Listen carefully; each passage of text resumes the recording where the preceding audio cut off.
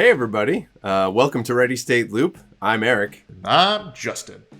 And today is going to be the first part of a two-part series where we look at what the two new consoles can do to win this generation. We're going to start with the top 5 reasons that the Xbox Series X will win the console war. And we'll jump right into it with number 5, which is surprising studio releases. So with Microsoft has done a lot of studio acquisition in the past couple of years to nail down top talent for their internal studios. They also have some fantastic developers that are already internal. The development team behind Gears 5, the Forza team, and the Forza Horizon team have all shown that there can be fantastic studios that can generate really interesting content. We don't know what those studios are really going to come up with. And there's always this high potential that one of these top talent studios will come out swinging with this new novel way of presenting either an old IP that we're all familiar with or a brand new IP that just changes the formula. If one of those come out within the next 2 years, that could be a huge driver for early adoption and getting a lot of people on that Xbox platform. To be clear, that could be a game that's already been announced. It could be Fable. It could be Everwild, right? And we don't know, but this is, as Justin said, one of the ways that they could claim a significant player base. In number 4, we have PC gamers prefer the Xbox. Right. So this one is an interesting one because there are tens of millions of PC gamers in the US alone. That doesn't even count the globe, and that is a population that's ripe. It's ripe for onboarding into one of the consoles. They're already gamers. It theoretically shouldn't take much to convince them that, hey, check out our console. The fun part about PC gamers is that they go through refresh cycles where part of the game when you're a PC gamer is building your PC or upgrading your PC. And when a new console comes out, and we know for a fact this generation is going to be big on this, they kind of leapfrog the latest and greatest PCs available at the time. You might be able to build a comparable machine if you pour multiple thousands of dollars into the machine, but in order for the general player to get the same tier of hardware technology, one of the driving things that keeps people into hardcore PC gaming at the very least, it can be an attractive opportunity to spend $400 or $500 on an Xbox or a PlayStation 5, and now you have a top end machine. So now we're talking about that population that might say like, ooh, that's really nice. How do I get this? And when you're comparing the two, PlayStation 5 and the Xbox, Microsoft's services are a huge boon for them here. You have Xbox Play Anywhere. I think it's Xbox Play Anywhere. Coming up is the Xbox Cloud Gaming with Game Pass Ultimate. There's already Game Pass PC, and if you can do something where you can play the game with, say, Xbox Play Anywhere, then those gamers can buy the games for the Xbox, and then when they switch back to the PC, they can play the same game because they bought it once and play in both on their PC or their Xbox. It doesn't matter. So that's already, they're making an investment in their games library, and they can bring that with them. That's a huge win versus Sony, where they're doing a completely separate ecosystem. They're buying into a completely separate ecosystem. And Microsoft really has done a lot between the Xbox One and this coming generation to marry their Windows 10's platform and their Xbox platform so that there's less of a barrier of entry. It sort of greases the wheels, creates a slipstream for those Windows players to jump into the Xbox with less friction. And that leads us to number 3, expanding their IP offering. So this generation, there's a new push into services. Not so much that it's services that they didn't have to offer before, but it really looks like both Sony and Microsoft are going to be doubling down on the services they already have and make them more lucrative. As we said in our last video, one of the ways to expand on that is IP.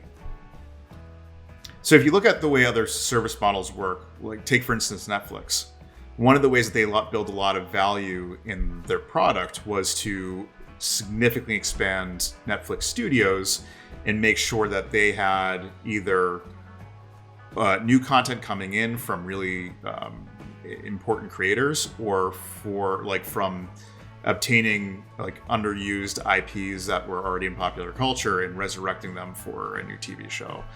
Microsoft can really kick this up. They could really push it into overdrive, and there's a couple ways that they could do this. One is exactly like we said. They could be pursuing IPs that just haven't been utilized in games.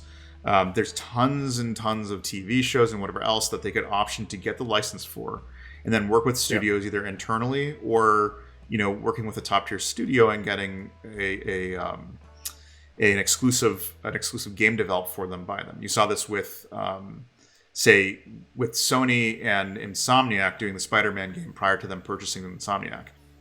One of the other things that we could see a lot more of, and we are beginning to see this as well, again, is having Microsoft have a pool of cash available for funding small teams to give some sort of exclusivity to their platform. So let's take the Gunk, for instance. Microsoft has pushed money at them in some way to get some amount of exclusivity. It's not a console exclusive, but it is coming to Game Pass. And as far as we're all concerned, the director of the studio is saying it's exclusivity. And I can see this really happening for things like Game Pass versus PS Now. If you want a game to release there, you might have a subscription service exclusivity. And it would be a really effective way of courting people to your platform. The last tried and true way is to just buy studios that make really awesome stuff. We've seen this happen multiple times before, and we certainly saw it with, say, Double Fine, for instance. Double Fine has quite a few of their own intellectual properties, Psychonauts, for instance, that Microsoft can straight up go, I want to buy your studio because I want access to all these games that you have. So overall, if they're looking at Netflix and going, you know what, this is a model to follow, I think we're going to see a lot more of IP purchasing, and certainly would be a winning strategy to really court people to the Game Pass platform. In number 2, we have Microsoft undercuts Sony in their pricing wars. Yeah, and so this one's a fun one because both Microsoft and Sony are publicly traded companies, and so they have stockholders, shareholders that they're beholden to. Those expectations get a little weird during a new console year, where a console is introduced for the first year or so, year or two, where frequently consoles are sold below price. So every console sold to you, the consumer, to us, the consumer, is sold at a loss. Microsoft loses, or Sony will lose money on their console. So what's the strategy there? That's going to lose the company money. The strategy is that typically game consoles, or the manufacturers of the consoles, will make money back on the game sales later. This generation, we're already seeing this quite a bit. We have quite a few services that are coming online, and so these systems are now becoming a vehicle for subscription services. So the consoles are switching from, here's a new huge investment that you have to make, and that puts us in the hole for years before we kind of break even, and then we start making profit, which they're telling their shareholders about. But it's more of every person that we get into this ecosystem is a potential subscriber. And if we get enough subscribers, we're just going to have this recurring revenue happening every month. And it's becomes a numbers game of how hard can we push that. And with Microsoft, the reason Microsoft wins on this there are two reasons. One is that they have an interesting array of services, including the ones where you can play your games on Windows and your consoles. If you get Game Pass Ultimate as part of this, then you get the xCloud project, cloud gaming initiative that they have. You can play your games on a mobile device. And this kind of appears to be moving towards an all-in-one package. The other reason is that Microsoft can very likely undercut Sony's price no matter what. And the reason for that is because they are massively profitable in multiple sectors. So they can skim a little bit of the profit off of from another area in their company to get that initial investment made, and then with the dream of here's a huge payoff later. If we can undercut the competition and get the product out into the hands of the gamers, then that money that they've taken off the top will become massive profits later on. Yeah, they'll have the leverage to do it, I think it really becomes important that their services sector really is going to be the profit driver for the Xbox division over time, and that loss, I think, on a business side is going to be an acceptable loss, even by shareholders, to say, as long as you can drive the adoption, we're more than happy to take that hit as long as we get those subscribers. Yeah. So, and that brings us to reason number 1, and that would be Game Pass. Yeah. You might have noticed a theme for most of this talk anyways, and actually for the last couple of videos we produced. Microsoft really is pursuing games as a service as their next real business model. Yes, games are profitable. Yes, selling games on console has been a profitable business. But the thing that's going to bump up their profits for their Xbox game division is really going to be get people on the service, get people paying for it, and this is going to be the thing that drives all of our massive revenue streams. So with that being the case, they're not going to shy away from making this the most attractive offering in video game consoles. They're going to do a lot to bolster it. They're going to do it by investing in their IP. They're going to be doing it by investing in studios, and they're going to be doing it by making their Game Pass service not just exclusive to people who own Xboxes, but people who own PCs. And if you saw the latest announcement from Samsung, on a Samsung device, Samsung cell phones, is like, if it's got a monitor, you can play our games. The fact that you can play Halo Infinite on your cell phone the day that it launches, that's something special, and I think that's where Microsoft is really looking to make this a thing. You know, we have great titles, and if you really want to play Xbox games, if you're willing to accept moderate lag, then you really don't have to be investing heavily in their hardware to be able to take advantage of it. And this is important because the Xbox platform no longer is, well, whoever purchased Series X or Xbox One or whatever. It's, do you have a cell phone? Do you want to play Halo? Or pay $15 a month and you have all access to that.